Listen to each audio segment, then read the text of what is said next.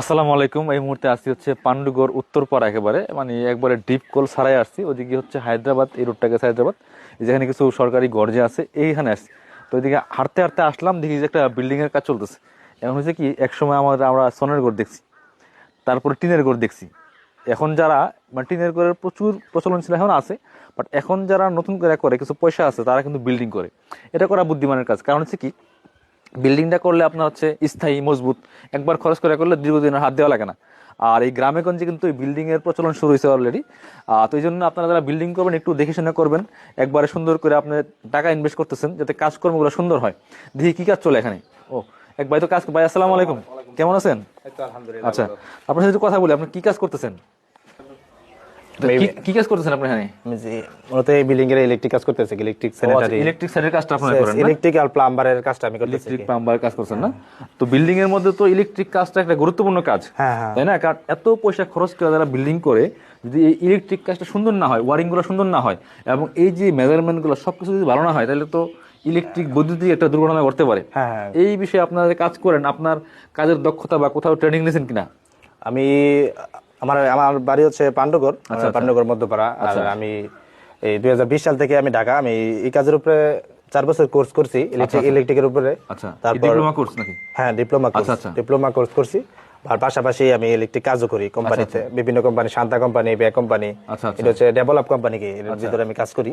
তো আজকে 3 মাস ধরে এলাকার মধ্যে, তো এখন নিজেরা খেলে সাইটের কাজ করি। কি মানে কেন বললাম ওই কথাটা, প্রশিক্ষণের কথাটা, কারণ অনেক আছে কি 1-2 মাস একটু কাজ এদিকে কাজ করে, কাজ কাম করে সেটা মানে একটু বুঝলে সে কি করে বিভিন্ন কাজ। এর মধ্যে কিছু বেসিকও জানা লাগে, যেমন আপনার যে তারটা 1.5, এটা হচ্ছে আপনার এসডিবিটা মূলত দেওয়া হয়েছে আপনার, যে অনেক সময় আপনার শর্ট সার্কিট হয়, মনে করেন যেন কোন একটা দুর্ঘটনা হয়েছে, অটোমেটিক ব্যাকআপটা পড়ে যাবে, বা ওভারলোড হয়েছে, মনে করেন যে আমাদের এলাকার কারেন্টের ভোল্টেজ হচ্ছে 220, হঠাৎ করে অনেক সময় বাড়ে কমে, তো অটোমেটিক যদি বাইরে জায়গা, তো কি করে ব্যাকআপটা অটোমেটিক পড়ে যাবে।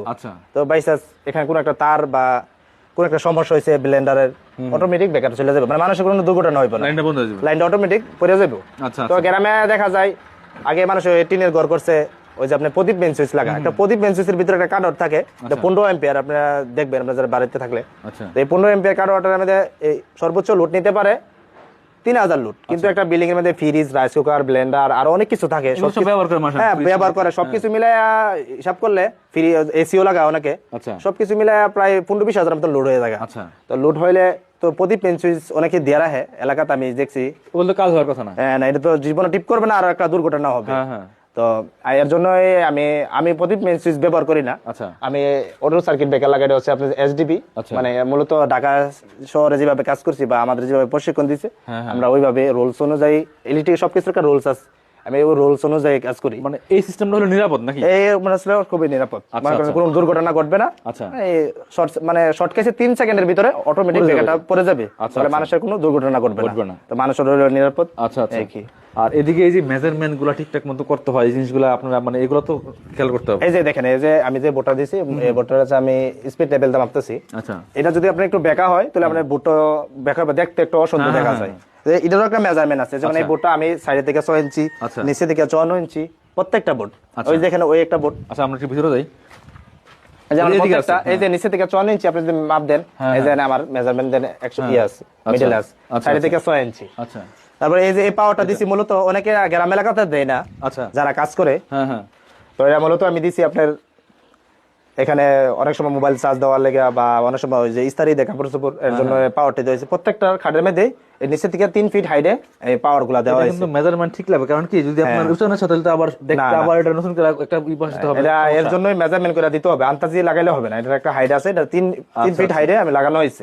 এটা হচ্ছে 54 ইঞ্চি হাইটে লাগানো হয়েছে। আচ্ছা, এখন হচ্ছে কি, এই কাজগুলা যদি আপনারা যোগ্য লোক দিয়ে না করেন, দক্ষ লোক দিয়ে না করেন, তাহলে কিন্তু বিপদ। কারণ কি, আপনি একটা বিল্ডিং পয়সা খরচ করে করতেছেন, আপনি লাখ টাকা খরচ করছেন, কিন্তু ইলেকট্রিক কাজটা দুর্বল করছেন, তো আপনি যে কোনো সময় একটা দুর্ঘটনা করতে পারে। কিন্তু এলাকার এরা যাচাই বাছাই করে না, আর যেখানে কম টাকা পায়, পয়সা পাইলে জোর মারে দিয়ে দেয়। মনে করেন 2-1 দিন কাজ করছে, মানে ওয়ারিং একটু শিখছে গেরালা, কিন্তু অনেক বিষয় আছে। একটা তার 1.5, 2.5, এটা কত উঠনে, কত লুট অনুযায়ী একটা সার্কিট দিতে হবে। ব্যাকআপটা কিন্তু আন্দাজে লাগাই না, এটা আমরা লোড ক্যালকুলেশন করি। এই রুমের লোড কত, মনে করেন একটা ফ্যান 80 ওয়াট, একটা লাইট 30 ওয়াট, একটা পাওয়ার, এই একটা হচ্ছে আপনার মোটর, এটা হচ্ছে আপনার 800 ওয়াট।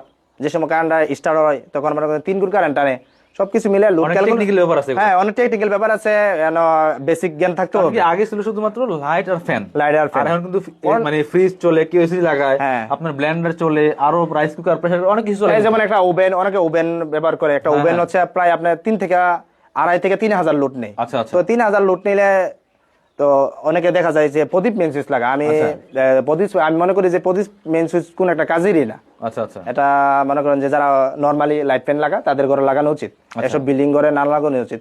কিন্তু অনেকেই দেখা যায়, অনেক ইলেকট্রিশিয়ানরা ভুল করে আচ্ছা আচ্ছা। এই প্রদীপ মেন সুইচ লাগাই দেয়। আচ্ছা।